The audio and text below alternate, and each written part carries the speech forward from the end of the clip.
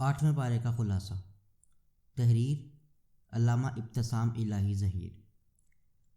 8ویں پارے میں اللہ تبارک و تعالیٰ نے ارشاد فرمایا، اگر ہم ان پر فرشتے بھی اتار دیتے اور ان سے مردے بات کرنے لگتے اور ہر چیز کو ان کے سامنے لا کھڑا کر دیتے تو بھی وہ ایمان لانے والے نہیں تھے، سوائے اس کے کہ اللہ چاہے۔ یہ آیت اس وقت نازل ہوئی جب مشرکین مکہ اور کفار عرب نے رسول کریم صلی اللہ علیہ وسلم سے مختلف طرح کی نشانیوں کو طلب کرنا شروع کیا۔ کبھی وہ کہتے ہمارے اوپر فرشتے اترنے چاہیے، کبھی وہ کہتے اگر سچے نبی ہیں تو ہم اپنے پروردگار کو خود اپنی آنکھوں سے دیکھنا چاہتے ہیں، اور کبھی وہ کہتے کہ ہمارے آباء و اجداد جو اس دنیا سے چلے گئے ہیں ان کو دوبارہ زندہ کریں۔ اللہ تبارک و تعالیٰ نے رسول کریم صلی اللہ علیہ وسلم کو کافروں کی سرزنش سے آگاہ کیا کہ ان کافروں کی نشانیاں طلب کرنے والی بات کوئی حق پرستی پر مبنی نہیں، بلکہ یہ تو صرف اور صرف حق سے فرار حاصل کرنے کے لیے اس قسم کے مطالبات کر رہے ہیں۔ حضرت ابو بکر صدیق رضی اللہ تعالیٰ عنہ نے بغیر کسی نشانی کے اسلام کو قبول کر لیا، جبکہ مکہ کے بہت سے کافر متعدد نشانیوں کو دیکھ کر بھی مسلمان نہ ہوئے۔ اس بارے میں اللہ تعالیٰ نے یہ بھی ارشاد فرمایا ہے کہ زمین پر رہنے والوں کی اکثریت کی پیروی کرنے سے انسان گمراہ ہو جاتا ہے۔ اس بارے میں اللہ تعالیٰ ارشاد فرماتے ہیں کہ جس چیز پر غیر اللہ کا نام لیا جائے اسے کھانا جائز نہیں۔ اس بارے میں اللہ تعالیٰ نے یہ بھی بتلایا ہے کہ اللہ نے یہودیوں پر ان کی بغاوت اور سرکشی کی وجہ سے ہر ناخن والا جانور حرام کر دیا تھا، اور گائے اور بکری کی پیٹھ پر لگی چربی کے علاوہ باقی چربی کو بھی ان پر حرام کر دیا تھا۔ لیکن یہودیوں کی سرکشی کا عالم یہ تھا کہ وہ چربی بیچ کر کھانا شروع ہو گئے۔ بخاری و مسلم نے حضرت ابو ہریرہ رضی اللہ تعالیٰ عنہ سے روایت میں اس کو نقل کیا ہے کہ رسول کریم صلی اللہ علیہ وسلم نے فرمایا، اللہ کی مار ہو یہود پر، جب چربی ان کے لیے حرام کر دی گئی تو اسے پگھلا کر تیل بنا کر بیچ دیا اور اس کی قیمت کھا گئے۔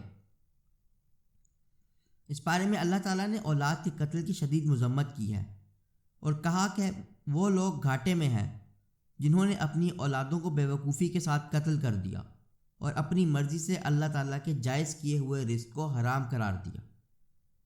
اس بارے میں اللہ تبارک و تعالیٰ یہ بھی ارشاد فرماتے ہیں کہ جب فصلوں کی کٹائی کا دن آئے اس دن اللہ تعالیٰ کے حق کو ادا کیا کرو۔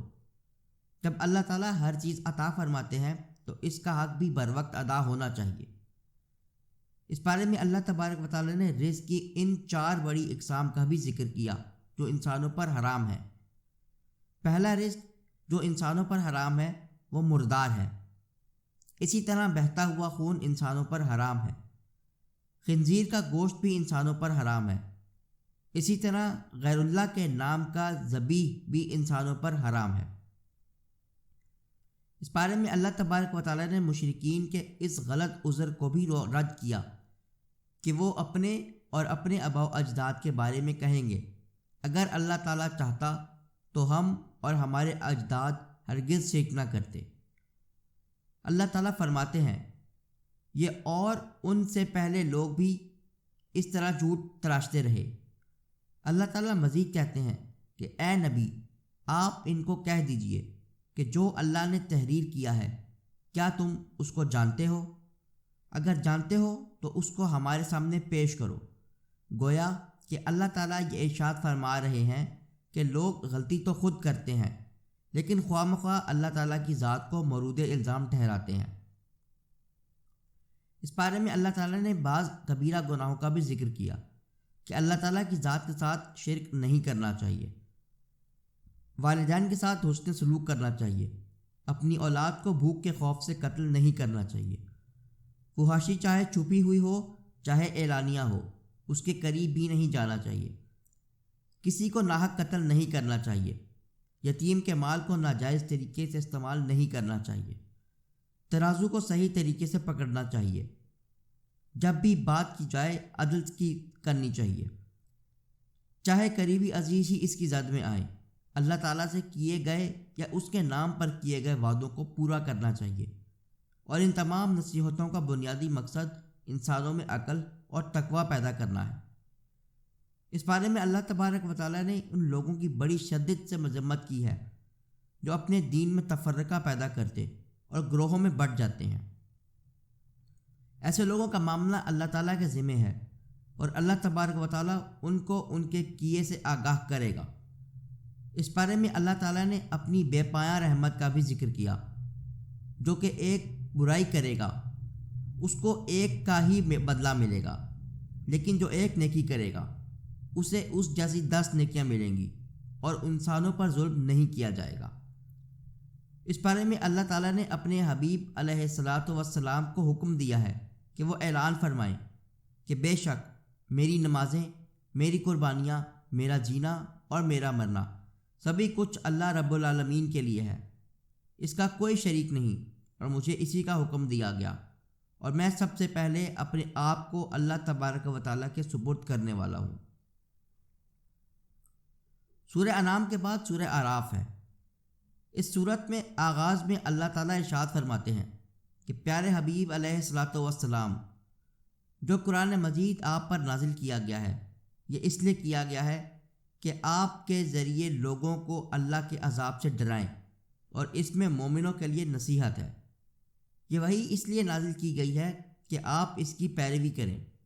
اس کے بعد اللہ تعالیٰ نے اگلی قوموں کا ذکر فرمایا کہ جب ان پر عذاب آیا تو وہ ایسی گھڑی میں نازل ہوئیں جب وہ قوم سو رہی تھی، یا رات کو اللہ کا عذاب نازل ہوا، یا دن کے وقت جب وہ قیلولہ کر رہی ہوتی تھی، یعنی اللہ کے عذاب نے انہیں غفلت میں آن پکڑا۔ اس کے بعد اللہ تعالیٰ نے قیامت کے دن کا وزن کا ذکر کیا ہے کہ کل قیامت کے وزن کو حق اور انصاف کے ساتھ تولا جائے گا۔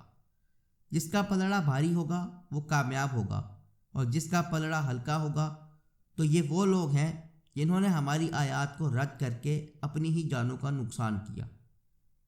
اس سورہ مبارکہ میں اللہ تبارک و تعالیٰ نے اپنے ایک بڑے انعام کا بھی ذکر کیا کہ اللہ تعالیٰ نے انسانوں کو زمین پر ٹھہرایا اور ان کے لیے مختلف طرح کے پیشے بنائے، اور پھر بھی کم ہی انسان ہیں جو شکر گزار ہیں۔